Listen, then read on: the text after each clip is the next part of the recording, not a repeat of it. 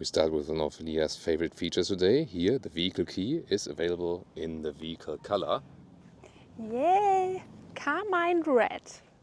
Let's go! And now it's my turn here with the full review of the Porsche Cayenne GTS, the new GTS updated version. We're going to tell you all about this 4-liter V8 German Autobahn part extensively for you. And what have they changed here with this facelift in 4K, full screen, full length? Let's go. First of all, basically the whole front wagon has been changed here with this update here for the Cayenne. And the GTS version is the strongest pure petrol engine for the European market.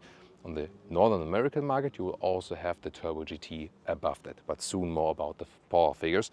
The front wagon has a more horizontal stress now here in this lower graphic, for example, and also updated headlamps. You can see here in like this 4-strip design, and this is also here the HD matrix LED. It is standard for the GTS model, otherwise it's an option. Carmine red is the color, as Leah just said, and the GTS has special new features. For example, here these wider wheel arches painted in high gloss black, and 21-inch wheels would be standard. These here, however, 22-inch wheels, the biggest ones that are available, also optional with the carbon ceramic brakes. You can see it here with the yellow brake calipers, which meanwhile you can also get other brake caliper colors for, by the way, but this is like the standard color for that.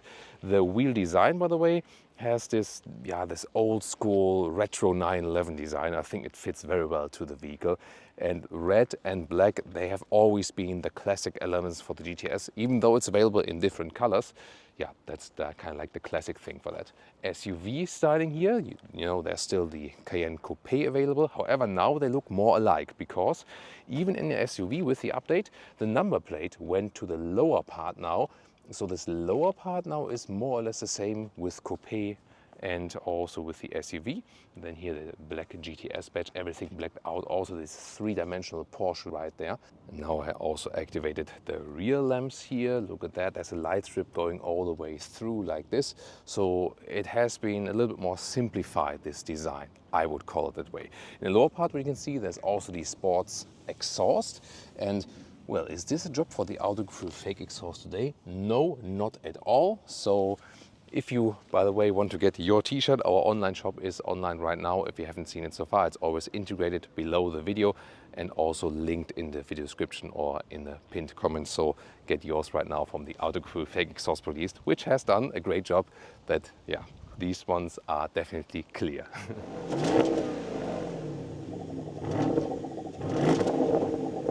Two different engines for the Cayenne, and both are available with or without plug-in hybrid, either a 3-liter V6 or here the 4-liter V8 Biturbo. 500 horsepower now for the GTS, 40 horsepower plus with this update here. 4.4 seconds is the acceleration figure. That is 0.3 seconds quicker than the Cayenne S, which meanwhile also has the 4-liter V8. So once again, as I said, in the EU, the strongest pure petrol engine.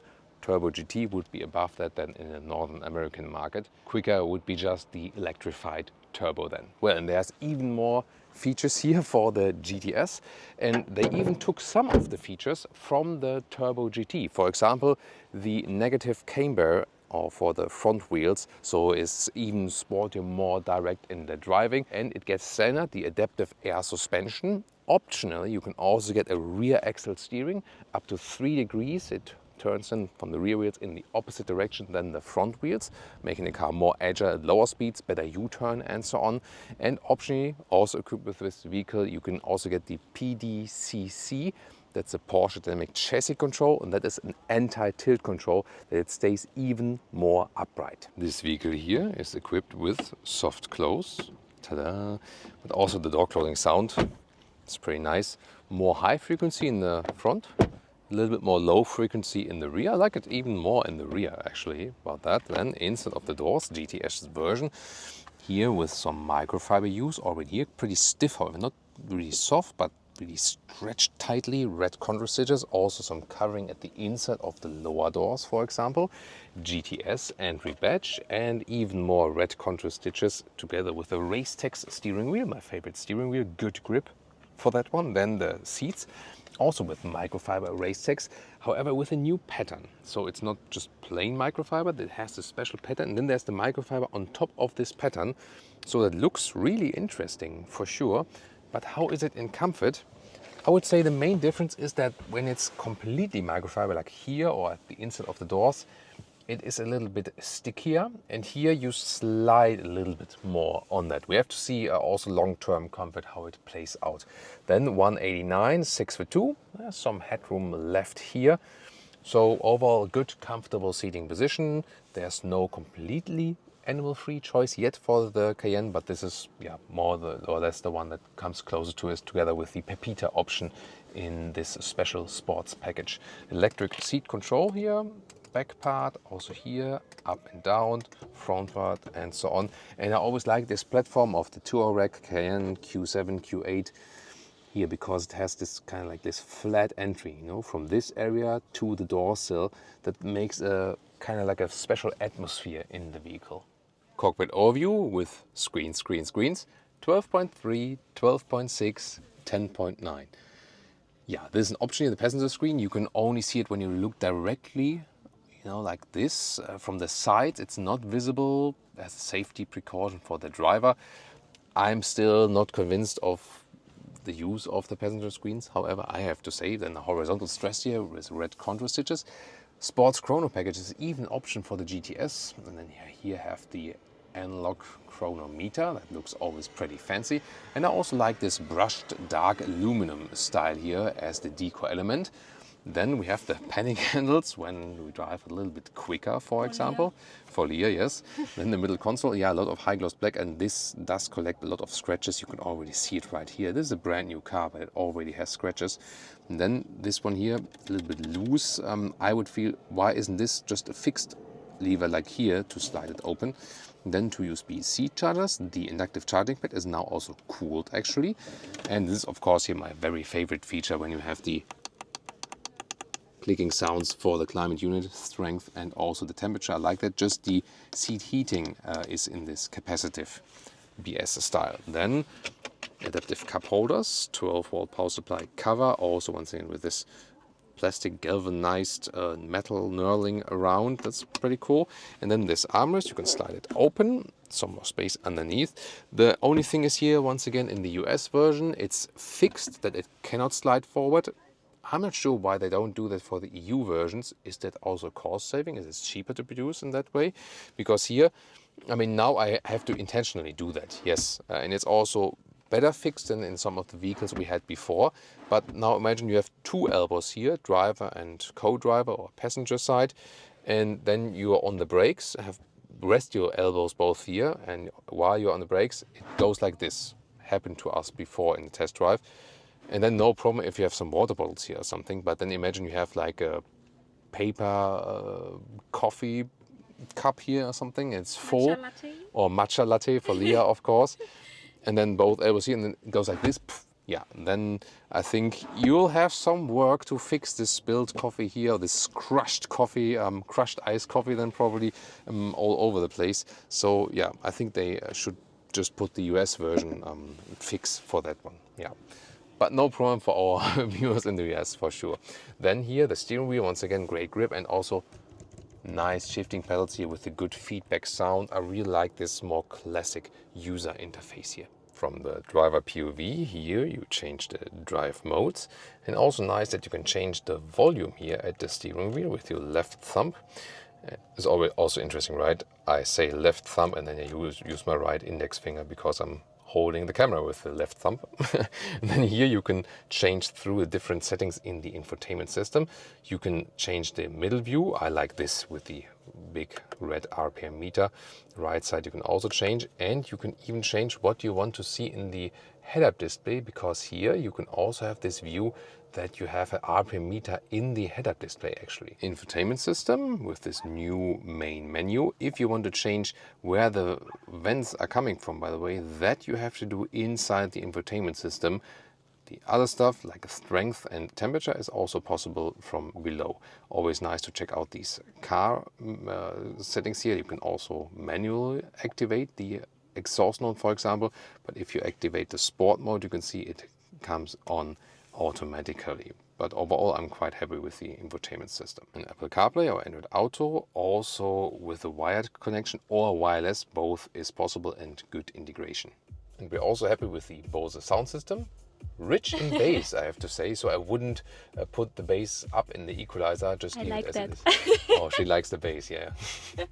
Rear seats, first of all the rear doors, here also with the GTS microfiber covering. It's also beautiful here with the this dark brushed aluminum style. Inside here is also covered from the inside, and then we can actually move the rear bench for more trunk space or more legroom here in a 2/3, 1/3 split. Yeah, most of the time, of course, when you have rear passengers, you need to leave them back anyway, and here to the seat as I would be driving. Some legroom left, no problem. Huge middle tunnel here, however, so of course all-wheel drive, always with a rear wheel bias, and you also have a separate climate unit here, still with the real deal, with real metal knurled controls like that. Capacitive BS controls, however, then here for the seat heating in the rear. And then when we check the headroom with 1A9, 6x2, still some headroom left. This is where the Cayenne Coupe has some more drawbacks because it has a little bit less headroom than here in the rear.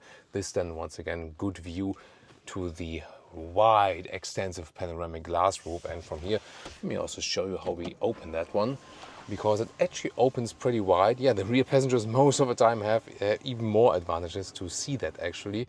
Only when it's open, then it's maybe a little bit more for the front and so on, but definitely pretty cool. Then here we can fold down this here. Cup holes are not adaptive though. And then the ski hash, you can also do it like from here. You have the same new pattern also on the seats.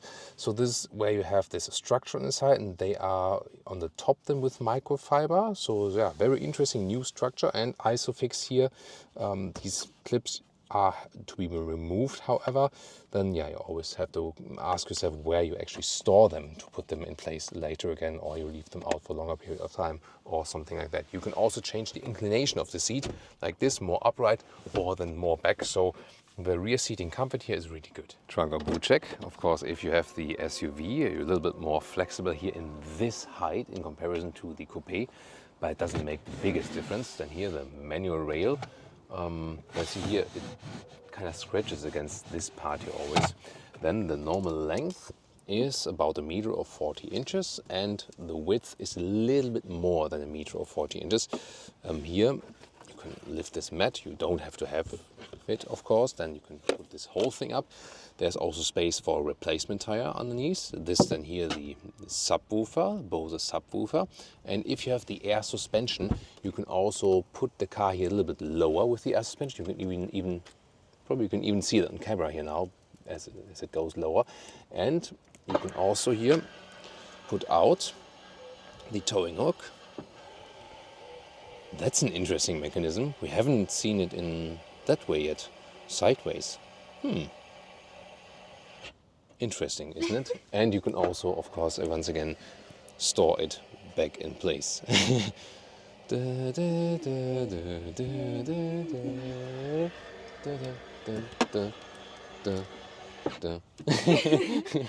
you go.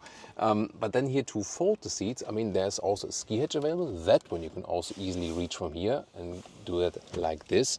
However, then to fold the seats, you have to go around and then do it from the rear compartment like this, and you can also fix them in place here. This is, by the way, this trunk splitter. You can also move a little bit like this forward and backward. In total length here, by the way, 1.85 meters, or now Leah has to help me with the inches.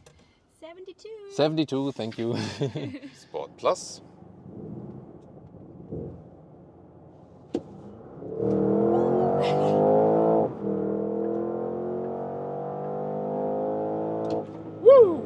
That was 50 to 140.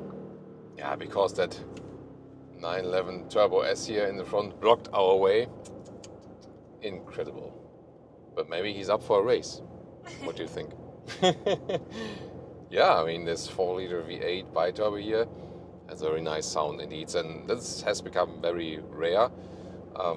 Yeah, of course, that's always for the inside and when you're maybe like driving freely. When you're in your garden, you know, and trying to relax, and this one is passing outside, maybe you don't find it that funny.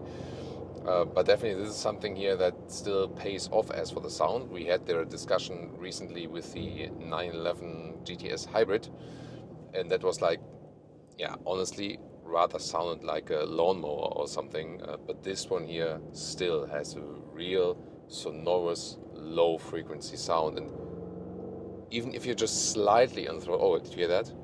Like when you're slightly on the throttle and then suddenly release, plop, plop, plop, plop, plop, plop, plop. So this is still happening, you know, then when you let go of the throttle, that you have these plops and crackles from the exhaust then in the rear. And you also have this sport response button here.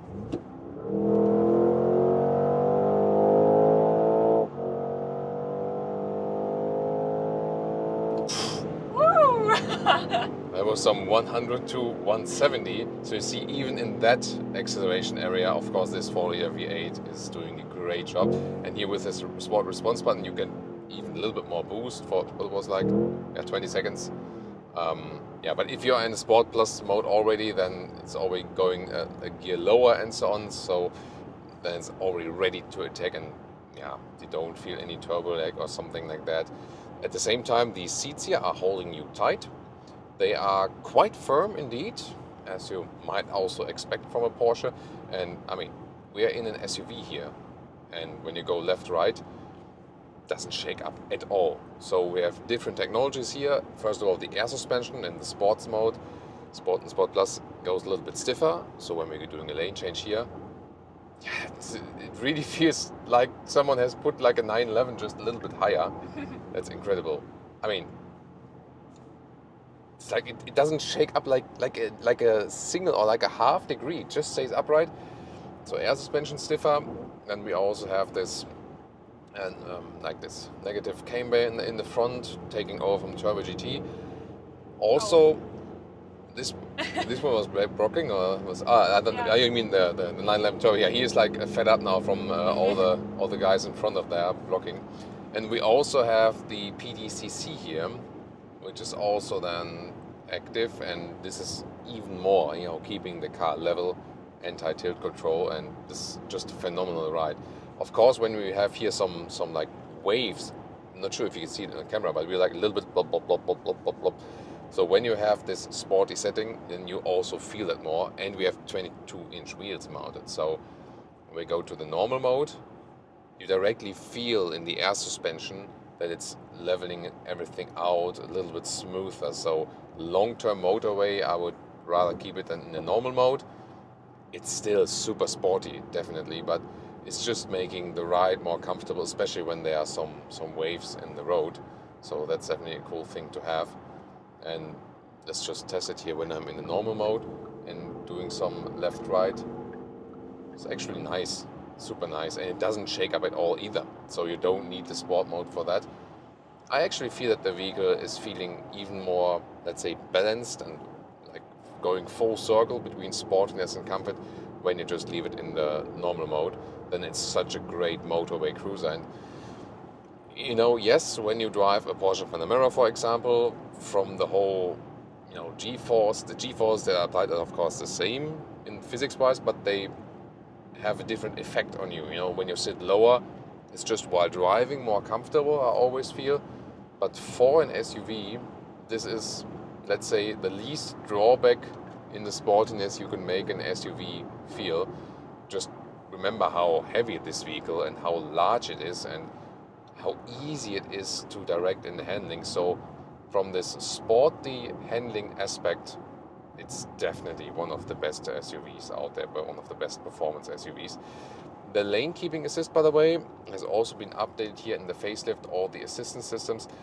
Let's say they don't pay the biggest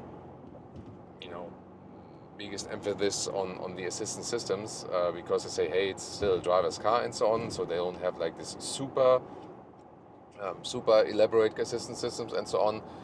But then again, you always also have to say that the lane assist itself can sometimes be a little bit annoying. But here, when you have this separate column here underneath, and then you can actually press and hold the button underneath, and then you deactivate the lane keeping assist, and then you're getting rid of that. Here, now in this S combination, beautiful. You can accelerate out of the corner. It's just amazing. So on the one hand, when you step into the vehicle, you have this grown-up SUV feeling, and on the other hand, you think like, I mean, if I would happen to cross the Nürburgring Nordschleife at some point, I'd just take on it, do 2 laps, and then leave again, relaxed. That's the cool thing about the Cayenne. There's hardly any other performance SUV that can keep up with that performance. At the same time, when you put it to the normal mode, nice crackle and flops, it's still, once again, good in comfort, and that is not easy to achieve. And here, when you're going on the motorway, switching from one to another, it's always nice to have these power reserves.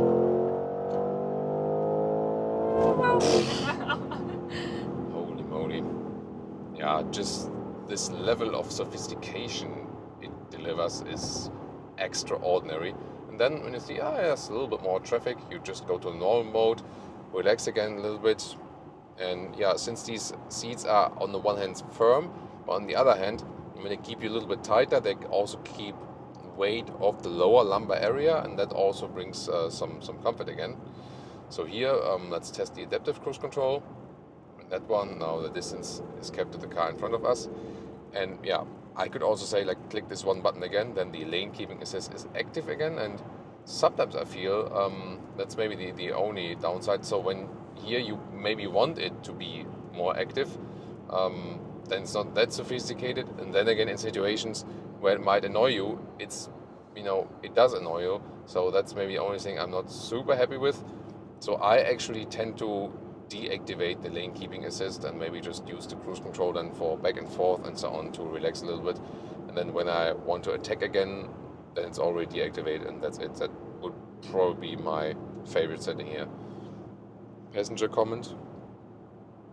It's approved by Leah. Yeah, approved. Yeah. She likes it. She's very relaxed. Passenger princess, Yeah. thumbs up. Thumbs up from the passenger princess. That's nice. Yeah, yeah. Because again, it's really nice for long-term travel. At the same time, it does bring you that performance when you need to. Yeah. The only thing is, of course, you also get performance with other engines here with the Porsche Cayenne. The one you have here in the GTS, or then on the Northern American market, the Turbo GT, is the one that is also the most expensive fuel-wise. Consumption, yes, it's a high fuel consuming vehicle, some 13 liters on 1 kilometers, 18 mpg US or 22 mpg UK. Pricing, well, a base Cayenne, for example, on the US market starts at $85,000, while $25,000 for the GTS, then some spec on top. In euros, for example, the German price is 100k for the base one, then 140,000 euros for the GTS. But this vehicle, as it stands here right now with all the extras, whistles and bells and whistles, 180,000 euros. Actually the very same price than we recently had for the Panamera Hybrid. I'm not sure if you have seen this review yet, but definitely, yeah, the Porsche prices have absolutely gone through the roof.